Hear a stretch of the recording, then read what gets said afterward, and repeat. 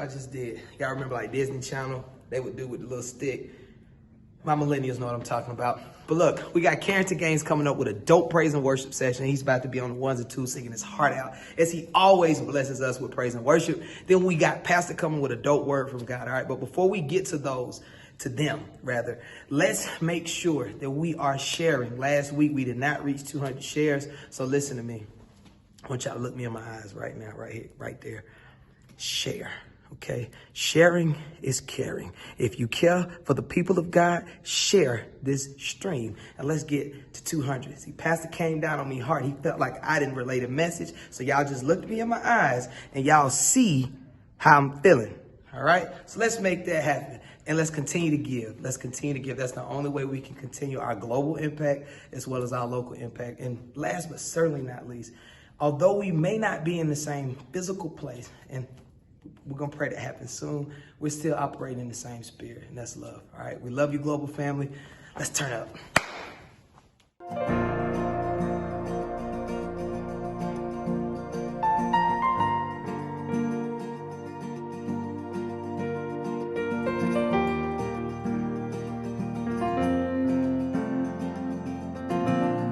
Yep. How great is our God? Sing with me, how great is our God? So now we'll sing how great is our God? Yeah. How great is our God? Sing with me, how great is our God? So now we'll sing how great is our God. Oh, right here. He's the name above all names. He's worthy of all praise. And my heart will sing how great is our God. Yeah. He's the name above all names, worthy of all praise, yeah. And my heart will sing how great is our God. Old school, Barry, go.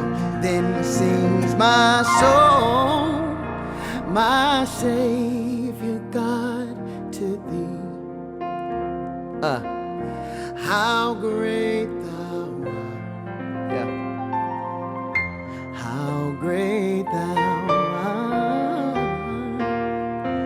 Then sings my soul, my Savior God, to thee. How great thou art. Build it up. Hey, how great thou art.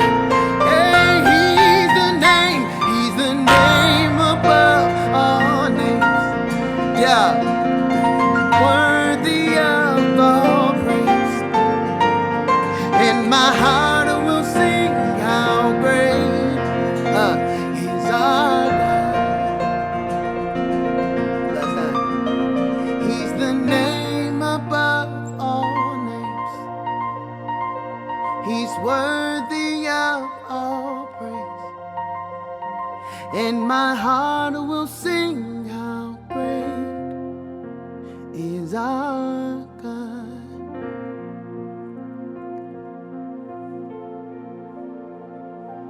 Oh,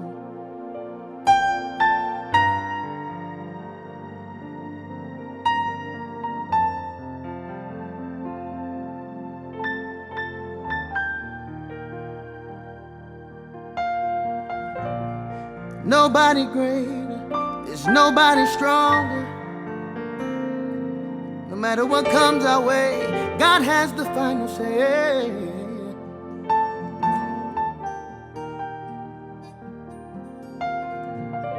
The song says this, listen. And because God is the greatest power, He shall never never be defeated. And because God, is the greatest power, we shall never be defeated. And because God is the greatest power, we shall never be defeated. And because God is the greatest power, we shall never be defeated. Called him Waymaker, miracle worker, promise keeper, light in the darkness. My God, that is who you are. Yeah. Waymaker, miracle worker, promise keeper, light in the darkness. My God, that is who you are. You are here, moving in our midst. I worship you. I worship you. You are here, working in this place. I worship you. I worship you. You are here, touching every heart. I worship you. I worship you. You are here, healing every heart. I worship you. I worship you. I want y'all to sing this with us. Hey! Waymaker, miracle worker, promise keeper, light in the darkness.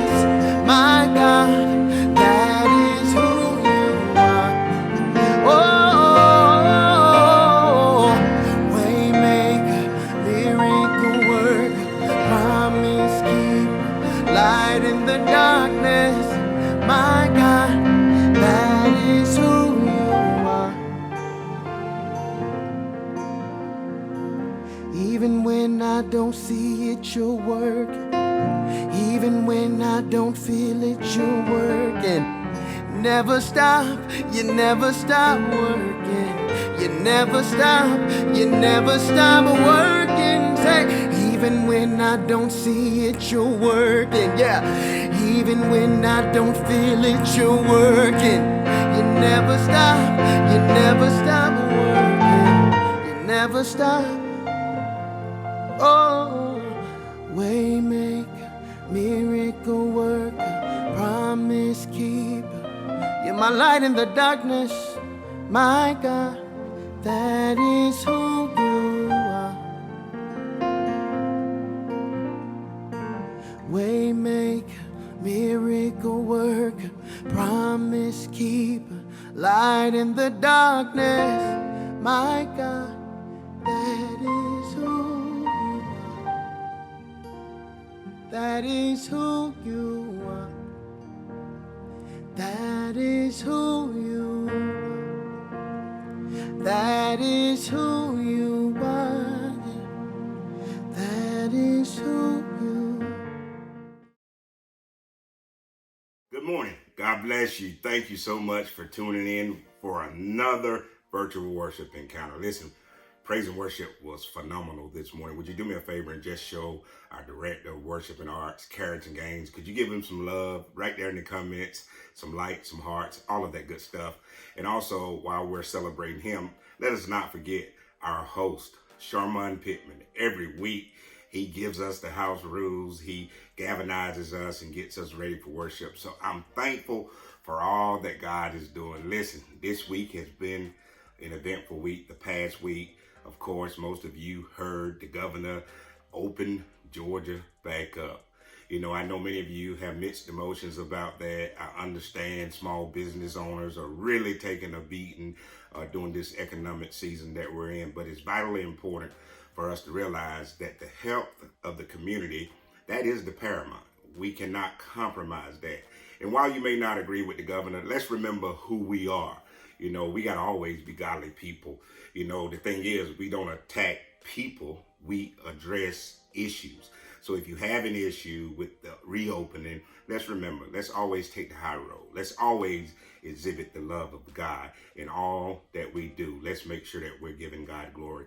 Well, listen, I think this is a perfect Sunday for us to tackle part 6 of our leverage series. Remember, leverage is simply the ability to act and influence incomes. That's what I want you to do while we're still sheltered in place. And as your pastor, I strongly recommend that if you're not essential personnel, continue to shelter in place. Listen, I miss you guys, and Lord knows I can't wait for us to get back into the worship together, corporate worship together in the sanctuary right here in Stockbridge. But listen, the time is just not right yet. So hold on. We're going to continue to worship virtually. And as we continue to worship virtually, I'm going to keep pushing that one word, leverage. I need for everybody to jump right there in the comments and type that word for me, leverage. That is our ability to influence, to act, and influence the overall outcomes of situations. This Sunday morning, we want to take a look in the Old Testament from 2 Samuel. 2 Samuel chapter 6.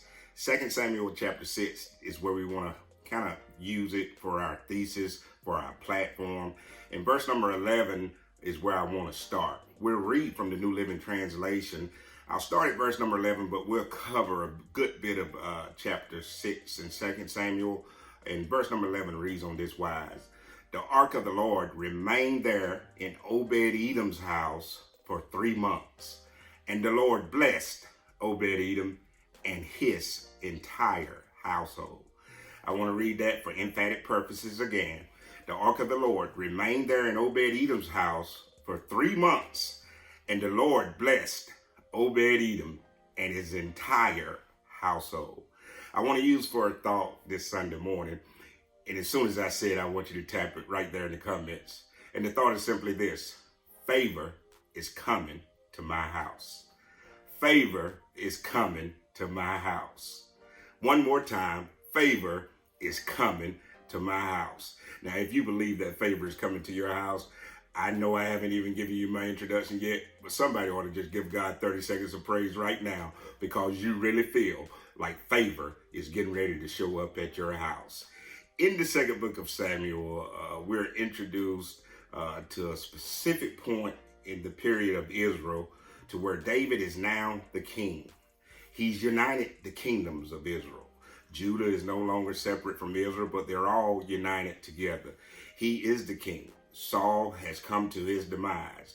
David has the arduous job of bringing the nation back together. And one of the things that David wanted to do was to make sure that the nation was unified. We're living in America right now in some of the most fragmented times that we ever been in.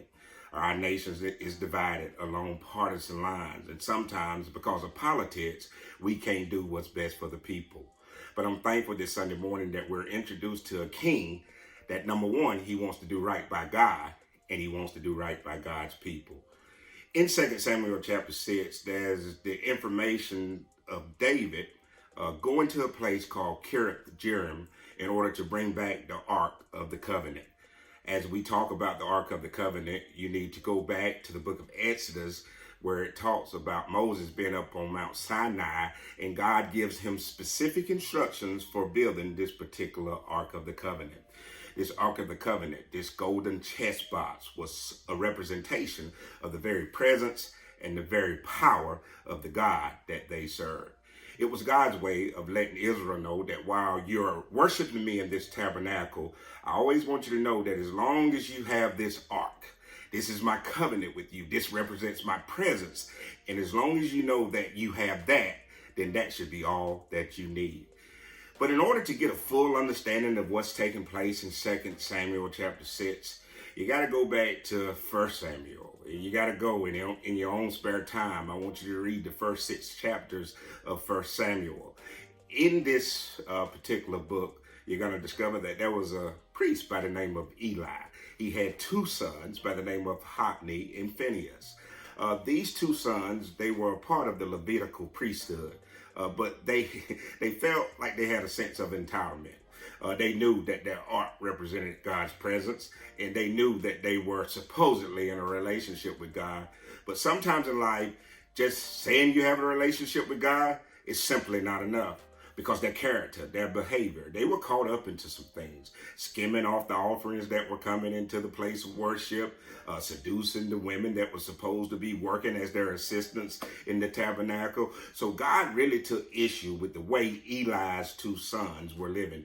God sent a strong prophetic word to Eli and says, you know what?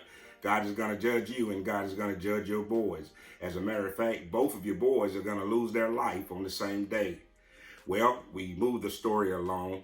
The word of God, just as it was prophesied, it came to pass as Israel was in war with their arch enemy, the Philistines. In this one particular war, the Philistines captured Israel. And in that one battle, 30,000 Israelites lost their lives. But to make matters worse, the Philistines captured the Ark of the Covenant. They captured the thing that represented the very presence of God. Well, when Eli received the news that not only had the ark had been captured, but also his 2 sons lost their life in this particular battle, Eli fell from the chair that he was sitting, broke his neck, and he died at the ripe age of 98 years old. Can you imagine how traumatic this must have been for the nation of Israel? The priest lost his life. The priest's sons lost his life. And on that one battle, 30,000 people were lost. And to make matters worse, the Ark of the Covenant was taken from the nation of Israel. Phinehas left a wife behind, and she was pregnant. And as she was giving birth, she also received the news of what happened that day. And just before she expired, the midwives asked her, what did she want to name her son? She named her son Ichabod, because the glory of the Lord had departed.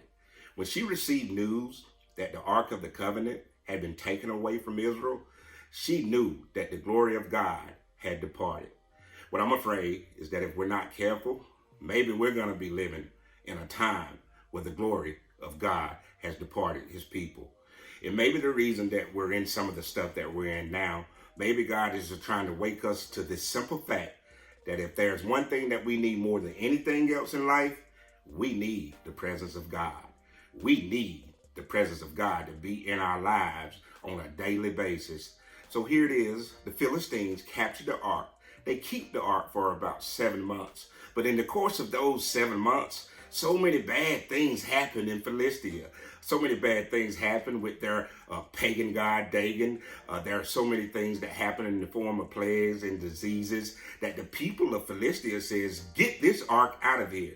See, I believe that bad things happen when we mishandle the presence of God. Israel took the presence of God for granted. They didn't really believe that God was the true and living God. They took it for granted. They had a sense of entitlement that God is always going to be on our side. That's why they thought that they will always be victorious. But sometimes God has to let you experience some setbacks in order for you to realize that his presence has to be the priority of your life. The Philistines kept this temple for 7 months, but they decided, hey, we got to get this thing out of here. So they took this Ark of the Covenant back to the Israelites. They like, man, we out of here. We don't want it anymore. And we pick up in 2 Samuel chapter 6, the ark eventually made it to Abinadab's house. And the ark stayed at Abinadab's house for 20 years. But when David united the kingdoms, he says, you know what? I got to make the presence of God a priority for the people again. And maybe I need to pause parenthetically right here and tell you that the presence of God has to become the priority of your life. So in 2 Samuel, we pick up with David gathering about 30,000 of his troops, and they're going to Abinadab's house. And they're going to Abinadab's house to retrieve this Ark of the Covenant. As you pick up in this story, around verse number 3 and verse number 4, you're going to notice that when he gets to Abinadab's house, he puts the Ark of the Covenant on a cart that's been pulled by oxen. Well, we have a problem right here, saints, because when God gave Moses the instructions to build the Ark of the Covenant, he also gave Moses specific instructions on the way that the Ark of the Covenant was supposed to be carried. In Numbers chapter 4, you're going to discover that God even gave express instructions that hands are not supposed to touch the sacred instruments. So God had a specific way that it was supposed to be carried. On the screen, you're going to see the way that it's supposed to be carried. You're going to see that there were loops that were placed in the cart, that there was supposed to be poles that were stuck through the loop, and 4 men would simply carry the Ark of the Covenant. Well, we see here in 2 Kings chapter 6, verse number 3 and 4, that David is freestyling and he's doing his own things, which leads me to the first point that I got to make this Sunday morning. Sometimes you can have the right motives, but you can also have the wrong methodology. I want to say that again. What happens in life when you have the right motives, but you use the wrong methodology? I believe that many of us have missed so many blessings and so many opportunities because we had good intentions. We had the right motives, because think about it. All David wanted to do was to get the Ark of the Covenant back to Jerusalem. He wanted to make the presence of God a priority for the people. In other words, he wanted to do the right thing, but he was doing it the wrong way. And I wonder how many people are streaming with me right now. You want the blessings, but you're going about it the wrong way. You see, I believe this: having the right motive is simply not enough. The right methodology must also follow. David had good intentions, but the method of maneuvering was just flat out wrong, which leads me to let you know that partial disobedience is still disobedience. David is not obedient to the commands and instructions that happen in Numbers chapter 4. He's doing it the way that he thinks is best. He's doing it in the most expedient manner, but his method is still wrong. As they're moving this particular ark on the cart, the Bible tells us right around chapter 5 that as they got ready to leave, they had a gigantic celebration. You know, it's ironic that most of us, whenever we start something, we start out with a great celebration. You remember when you decided that you were going back to college, you called all your sorors, you called all your frat, and you told them, I'm going back to college. I'm about to get this degree. You know, when you start the business, when you open up that first restaurant, when you open up that first tax accounting firm, you're so excited because the beginning of a thing always seems exciting. You heard what God said. You heard the promise of God. And David here, as he's attempting to bring this Ark of the Covenant back to Jerusalem, the people are excited. There's a praise party that's going on. He has every instrument playing music. They're excited. The people are excited. And we're all excited when we start a thing. But I want to know that sometimes when you start a thing, you'll get to a place that I call the mess in the middle. That's right. Sometimes in life, things start out well. But what happens when it don't look like the way it started? What happens when that situation, that predicament, that circumstance, it does not look the way that you heard it in your prayer closet? As a matter of fact, you prayed about it. You saw that thing coming to conclusion. But what happens when the promise is not manifesting itself the way you thought it would manifest itself? And I'm telling you, there's always going to be some mess in the middle. You see, we're on one side of this pandemic called COVID-19. And since we're on this side of it, we've transpired to a place that I call mess. There's mess in the middle when the government makes a call that we don't think they should make. In life, you're going to always deal with some mess. I want to show you the mess that's right here in verses number 5 and number 6. As they're approaching the threshing floor of Nacon, they get to a spot in the road to where the cart shifts. The cart shifts and the Ark of the Covenant shifts along with it. I like to call this, for metaphoric purposes, is that they hit a bump in the road. See, sometimes in the journey of life, there will always be a bump in the road. They hit a bump in the road, and as they hit the bump in the road, the Ark of the Covenant began to fall to the ground. the ark in the road began to fall. The ark of the covenant began to fall to the ground. And the two young men one was in front, Ahio was in front, and Uzzah was his brother. He was in the back of the cart. And when Uzzah saw the cart shifting, when he saw the ark of the covenant about to tumble over, he did probably what any of us would do. He stuck out his hands in an attempt to stop the ark of the covenant from falling. He put his hands, according to Numbers 4, in a place where they should have never have been. I can only think about the number of people that are streaming with me right now that's put your hands in places that they shouldn't have been. And as a result of his hands touching things that he should have not have touched, he fell dead right beside the cart. I want to stop and talk about that because this bump in the road literally caused this young man to lose his life. No doubt in my mind that David is 38 hot right about now. He's a little ticked off and he can't believe the fact that he's just trying to do something right. He's just trying to make the presence of God a priority for the people again.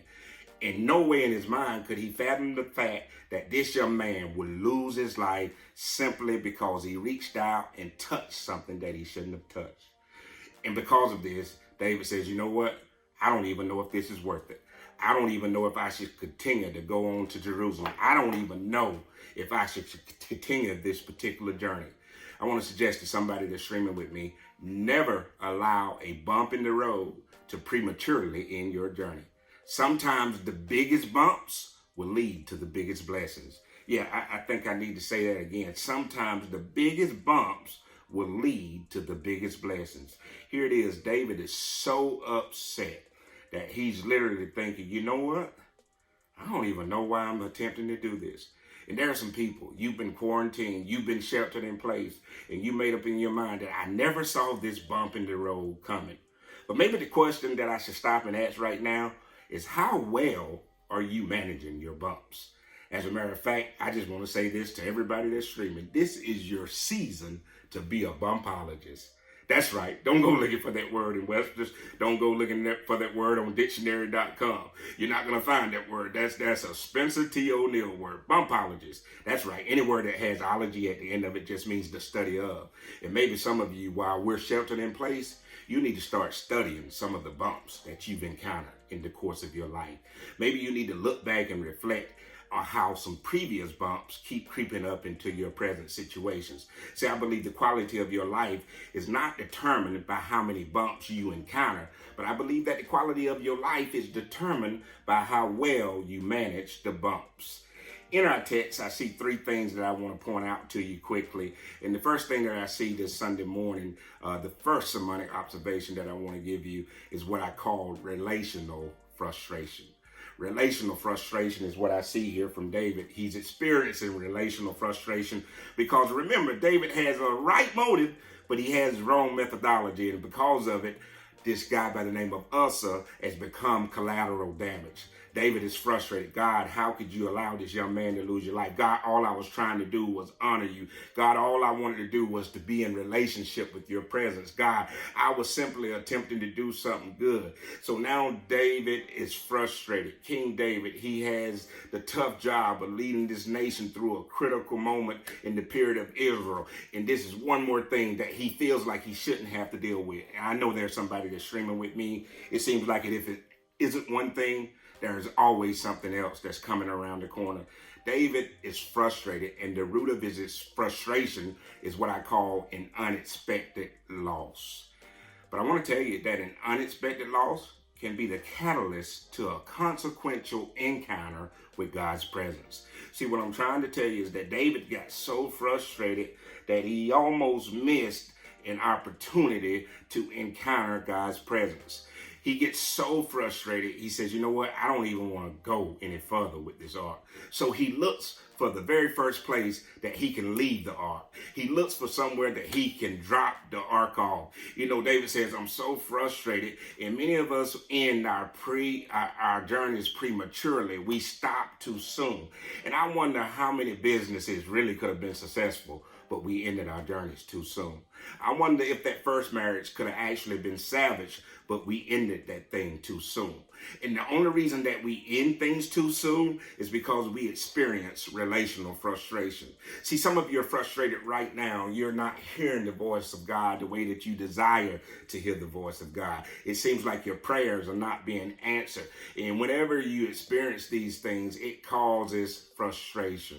Remember, frustration is when I don't get the outcome that I expected. Therefore, now I'm frustrated. And I know there are at least 20 people that's frustrated. You've been frustrated through this whole COVID-19 pandemic. And it's okay to be frustrated. Just know that God has an answer for your frustrations. And sometimes he's trying to lead you to this consequential encounter. Now, notice that the consequential encounter did not happen for David yet. But because he dropped this Ark of the Covenant off, as a matter of fact, he knocked on Obed-Edom's door. He knocked on Obed-Edom's door and said, hey, listen, I need to leave this Ark of the Covenant at your house. I need to leave it here. I don't know how much information he gave Obed-Edom, but the second thing I see in our text is that Obed-Edom used his leverage. And I call this the relational fulcrum. You know, a fulcrum is the point on which a lever rests. Lever, the root word of leverage. When we look at it from a physical science perspective, that fulcrum is that central part of it. It's that central piece of it. It is the thing that plays in a central role in what we call leverage. As a matter of fact, Obed-Edom recognized that this is a good opportunity for me to use my leverage. I don't know what happened to you down the road, and I don't know what kind of bump you encountered, but the last time I checked, that this Ark of the Covenant represents the presence of God. And I want to tell you that he was willing to use his leverage. Matter of fact, he opened up, he welcomed the Ark of the Covenant into his home. As a matter of fact, he used his leverage. And I want to say to somebody that's streaming with me, when David knocked on his door and presented the opportunity for him, he could have told King David, hey, I don't want this in my house. I don't want to be a part of this. I heard about what happened to the Philistines. I heard about what happened to Uzzah. But I'm so thankful that he said a word that many of us need to learn how to use. I want you to know that he said yes. And there ought to be some people that are streaming with me this Sunday morning that you're ready to say yes. Come on, I know we didn't go through all we've been through in the past 2 months for you to still tell God no. I wish I had at least about 50 of you that would just jump into the comments right now and tell God yes, because saying yes could be the thing that calls you to get to that next level in life. You know, when David stopped by Obed-Edom's house, he requested for Obed-Edom to keep the Ark of the Covenant there. I believe during this whole pandemic season, maybe God is setting us up because he's getting ready to give somebody an unprecedented request. See, Obed-Edom had never been requested to keep the Ark of the Covenant before in his life. This is totally unprecedented. What I'm suggesting to you, what if God had to just shut some stuff down for a season so that he could reveal the request that he needed for you to get done in your life? See, because in yes to an unprecedented request that was caused by an unexpected loss, sometimes that's the best way for you to use your leverage. David had no idea that Uzzah was going to lose his life. This unexpected loss was the catalyst for this unprecedented request to show up at Obed-Edom's door. And all I'm saying is that when the request shows up, you got to be willing to say yes. Now, we're here at the place that I want to be and the place that I want to close on this Sunday morning. Because after Obed-Edom said yes, I want to show you what happened for him and his entire household. The Ark of the Lord remained there in Obed-Edom's house for 3 months. I don't know, but 3 months sounds like 90 days to me. All I know is that we're getting ready to step into the month of May. And I just got a sneaky suspicion that the next 3 months of your life are going to be the best 3 months of your life. Why? Because when you say yes to God, you'll step into a realm just like Obed-Edom did. The Bible tells us that the ark remained at Obed-Edom's house for 3 months. And the Lord blessed Obed-Edom. The Lord blessed not only Obed-Edom, but the Lord blessed everything that was connected to Obed-Edom. The third and final thing that I see is that once you get past your relational frustration, once you use your leverage, which I call the relational fulcrum, you're going to get to the third thing that I see in our text this Sunday morning. I'm happy. I see relational favor. I see that if you get into relationship with the true and living God, I believe that if you get into relationship with El Elyon, the Most High God, I believe that if you get into relationship with Jehovah Shalom, the one who gives you peace, I believe that if you just get into relationship with Jehovah Jireh, the one who provides for you, when you get to a place of true relationship with him, when you say yes to him and no to the world, when you invite him into your home, when you let him into your life, you're going to experience a level of relational favor like you've never seen before in your life. All I'm saying is that one yes can lead to uncommon and unbroken favor. The Bible says that his house was blessed for 90 days. His house was blessed for 3 months. It was uncommon favor. It was unbroken favor. It was a continuity of favor. What I'm saying to you is get ready to experience blessings on blessings on blessings on blessings. I need for somebody to jump up and get excited with me and say it with me that favor is coming to my house. Favor is coming to my house. I believe that we're being set up for an amazing comeback. Yes, I know you've experienced some unexpected loss, but the unexpected loss was the catalyst to get you to be ready to answer this unprecedented request. And when you answer with a yes, get ready, because favor is coming to your house. I'm thankful this Sunday morning that Obed-Edom didn't have to take time to say, David, let me get my house in order. David, let me go turn off my television. David, let me go hide my porn stash. David, let me go hide my bag of weed. I'm so thankful that Obed-Edom was ready to receive the presence of the Lord into his life. I'm so thankful that his house was conducive for the presence of the Lord to be there. I'm so thankful that he didn't have to wait to get himself together. I'm so thankful that he didn't say, David, now is not a good time. I just wonder if there's anybody that's watching with me right now that will make your home ready and available to receive the presence of God. My friends, if you let the presence of God into your home, there's going to be an uncommon and unbroken favor that shows up in your life. Somebody ought to say it with me one more time. Favor is coming to my house.